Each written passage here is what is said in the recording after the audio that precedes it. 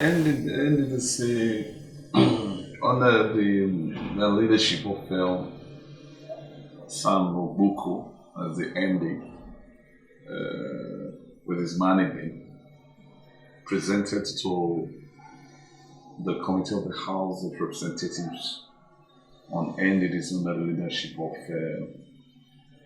Olubumi Ojo, the budget of NDDC for 2021, 2022, and of course by extension 2023 budget for the adoption and of course the approval of the committee today at the floor of the Parliament, today being the 4th of May 2020, 2023. Of course, the budget of any institution defines the expenditure projectile and profile of that particular organization, and expectedly such a budget is okay, it's apposite for them to have presented it, and the presentation was quite flexible in the face of law, except the fact that the one for 2021 2020 2021 2022 also have been presented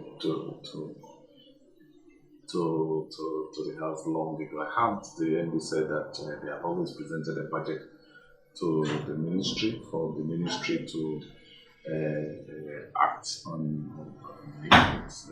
Before the Parliament, we never had that of 2021 and that of 2022. I think that of the 2020 is still okay. But what's important in the budget was some of the facts and some of the issues raised by the chairman of the committee and by extension the committee. The committee reaffirmed our commitment to progressive and very instructive development of Niger, the territorial region, on the front and of course on the pedestal of financial justice, and of course on the pedestal of projects that a greater good for greater number of persons. I found that very instructive from the statement made by the chairman. He emphasized the need for value for money. That's what he did, and we all applauded him. We also emphasized on the need to ensure that there's no capital flight. Capital flight in terms of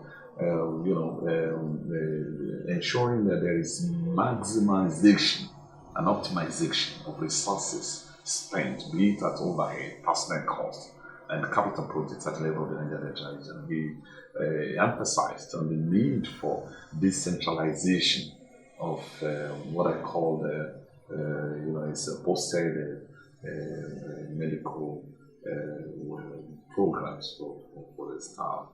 He also emphasized the need for welfare, the welfareism of the staff, for the welfare of the staff to be properly taken care of.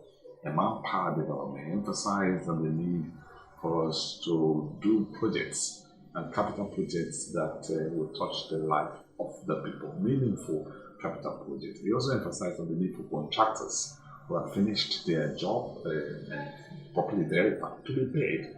And he frowned at a situation, or the committee frowned at a situation where cries are being hoarded or kept by anyone within the palace part in violation of by extant laws of financial extant laws of the Federation of the Federal Republic of Nigeria. And all in all, we used the opportunity of perhaps the valedictory budget to emphasize our commitment and love for the Niger Delta region, and believing that whatever the money that is available within that institution should be devoted to the cause of humanity and ensuring that we get it right within the Niger Delta region. As for me, as a component of that committee and a representative of the Niger Delta region of Ondo State, I seized that opportunity to thank NDDC for hearing the call of my people with regards to palliative material sent to people in Ayeto and some other regions of the state, and their devotion to saying that they want to get the contract of the shoreline protection of Ayeto re-awarded or reassigned to a better contractor. It's an issue that is of a burning proportion in the mind of the people from the Niger region of Ondo State, and we are very concerned and I'm so grateful to the chairman of the committee who also reiterated and required and re-echoed that particular issue. The Ayetoro region of Ondo State must be protected, the shoreline must be protected. There's need for NDDC to connect with the Federal Ministry of Environment and see how they can both synergize and get the documents that's already available with the Federal Ministry working and tying it to and ensuring that it's proportional to a budget that can solve the problem, giving the job to a very responsible contractor who will signpost the end to the shore encroachment in that particular region. And then in all, we are doing what we're asked to do constitutionally by the standing order of the House of Representatives.